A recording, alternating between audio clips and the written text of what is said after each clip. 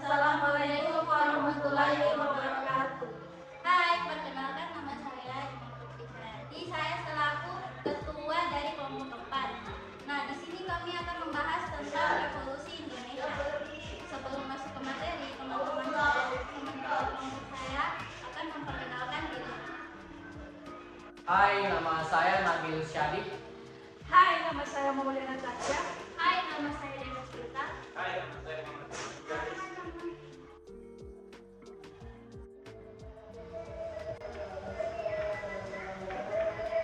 Hai, kalian tahu siapa saya? Ya betul, saya Nabil Nabil dan saya akan menjelaskan proses revolusi Indonesia. Euforia kemerdekaan pada tahap ini, rakyat Indonesia merayakan kemerdekaan mereka dengan penuh semangat dan sukacita. Mereka membentuk pemerintahan Republik Indonesia yang dipimpin oleh Soekarno sebagai presiden dan Hatta sebagai wakil presiden.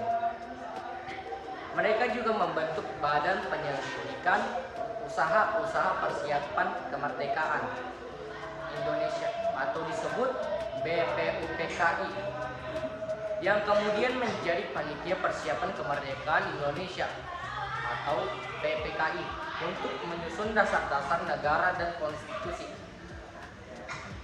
Pada tanggal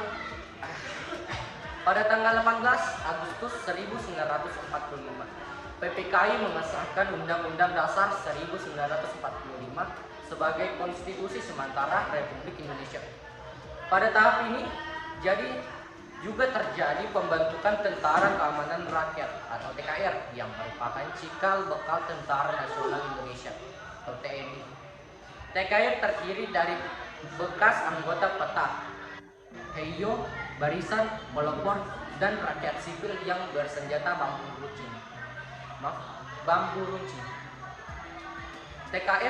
TKR bertugas untuk menjaga keamanan dan ketertiban di wilayah Republik Indonesia. Yang kedua, perundingan Linggarjati. Dari Maret hingga November 1946, pada tahap ini Indonesia dan Belanda mulai melakukan perundingan politik untuk mencari jalan keluar dari konflik. Perundingan perundingan ini melibatkan perwakilan dari kedua belah pihak seperti Sultan Syahrir, Muhammad Roem, dan Muhammad Natsir dari Indonesia serta Hubertus van Mook dan Suchherhorn dan Parpol dari Belanda. Perundingan ini menghasilkan beberapa kesempatan seperti gencangan senjata, Renville, perjanjian Linggarjati, dan perjanjian Roam-Royen. Kesepakatan ini pada dasarnya mengakui kemerdekaan Indonesia tetapi dengan syarat-syarat merugikan bagi Indonesia, seperti pengakuan atas wilayah Indonesia Timur sebagai bagian dari federal yang dibentuk oleh Belanda, pengembalian aset-aset Belanda yang disita oleh Indonesia, dan penghormatan terhadap hak-hak minoritas Indonesia. Saya Nabil, hanya itu yang bisa saya jelaskan. Selamat tinggal. Udah. Hai, saya Tasya. Di sini saya akan melanjutkan penjelasan dari Nabil tentang proses terjadinya revolusi Indonesia yang ketiga, yaitu agresi militer Belanda 1. Dari Juli hingga Agustus 1947, pada tahap ini Belanda melancarkan serangan militer besar-besaran terhadap Indonesia dengan alasan untuk memulihkan ketertiban dan keamanan di wilayah-wilayah yang diklaim sebagai milik mereka. Serangan ini disebut agresi militer Belanda 1 atau operasi produktif. Serangan ini menimbulkan banyak korban jiwa dan kerusakan di pihak Indonesia. Beberapa kota penting seperti Yogyakarta, Surakarta, Semarang, Bandung, dan Malang jatuh ke tangan Belanda. Namun Indonesia tidak menyerah begitu saja. Mereka melakukan perlawanan dengan berbagai cara seperti gerilya, sabotase, diplomasi, dan propaganda. Baiklah, Wemel, apa terakhirnya dibilang ya? Oh, baiklah, hanya itu penjelasan dari saya. Bisa itu lah. Baiklah, saya akan melanjutkan penjelasan tentang proses revolusi Indonesia. Nah, proses revolusi Indonesia yang keempat yaitu agresi militer Belanda II dari Desember 1948 hingga Januari 1949. Pada tahap ini, Belanda kembali melancarkan serangan militer besar-besaran terhadap Indonesia dengan alasan untuk mengakhiri konflik dan membentuk negara federal di Indonesia. Serangan ini disebut agresi militer Belanda II atau Operasi Krai. Serangan ini berhasil menangkap Soekarno, Hatta, Syahrir, dan sejumlah pemimpin Indonesia lainnya. Belanda juga menguasai ibu kota Republik Indonesia, Yogyakarta, dan mengangkat pemerintah boneka yang disebut Republik Indonesia Serikat. Namun serangan ini juga menimbulkan reaksi keras dari dunia internasional, terutama dari Perserikatan Bangsa-Bangsa PBB yang mengancam tindakan Belanda sebagai pelanggaran hak asasi manusia. Pada tahap ini Indonesia tidak menyerah begitu saja. Mereka melakukan perlawanan dengan berbagai cara seperti gerilya, sabotase, diplomasi, dan propaganda. Beberapa tokoh yang berperan penting dalam perlawanan ini antara lain adalah Muhammad Hatta, Sultan Syahrir, Muhammad Natsir, Tan Malaka, Sudirman, Nasution, dan Karyosuwiryo. Baiklah, saya Dewi akan melanjutkan penjelasan dari Rifki. Proses revolusi Indonesia berikutnya adalah Konferensi Meja Bundar. Tahap ini berlangsung dari Agustus hingga November 1945. Pada tahap ini Indonesia dan Belanda melakukan konferensi politik di Den Haag, Belanda, untuk menyelesaikan masalah-masalah yang belum terselesaikan. Konferensi ini melibatkan pihak ketiga, yaitu PBB yang bertindak sebagai mediator.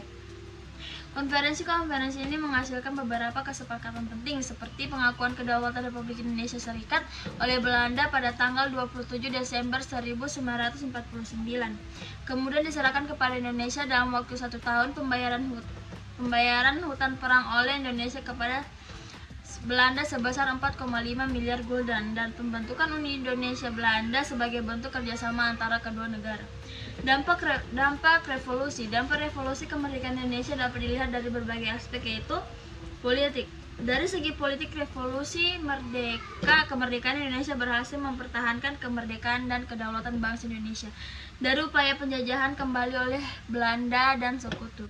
Ekonomi. Dari segi ekonomi, revolusi kemerdekaan Indonesia berhasil menyebabkan imploitasi sumber daya alam dan manusia oleh Belanda. Sosial. Dari segi sosial, revolusi kemerdekaan Indonesia berhasil membangkitkan rasa nasionalisme dan patriotisme di kalangan rakyat Indonesia. Dari saya sekian, terima kasih.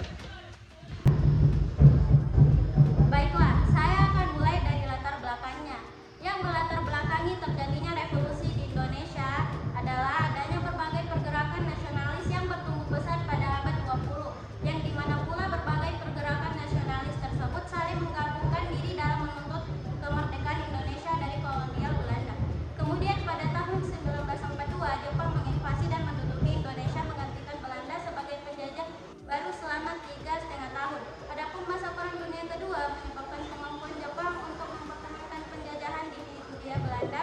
Hanya dalam waktu 3 bulan, Jepang berhasil menguasai Sumatera dan berusaha untuk mengambil hati kaum nasionalis dengan menjanjikan kemerdekaan pada Indonesia. Ini menimbulkan lahirnya organisasi-organisasi perjuangan di seluruh negeri. Ketika Jepang berada di ambang kekalahan perang, Belanda kembali untuk merebut kembali bekas koloni mereka.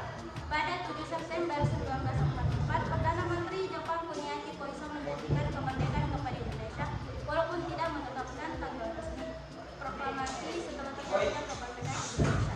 Dibuatlah teks proklamasi yang ditandatangani oleh wakil perwakilan bangsa Indonesia, yaitu Yahya Soekarno dan Muhammad Hatta.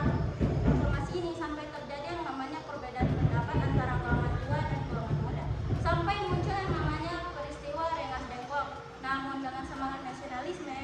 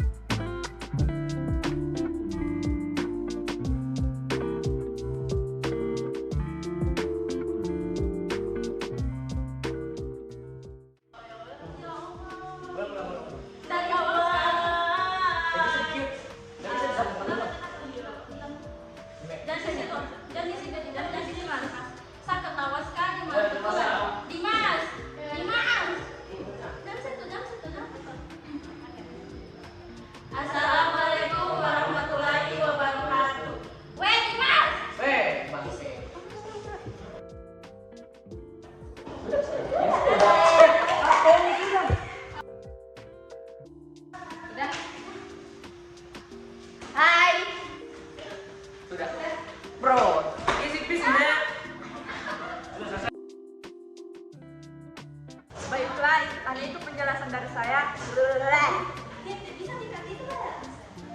Harus dari awal kan? Oke, langsung banget saja. Tan Malaka, Sudirman, Nasution, dan Karyo Suswirjo.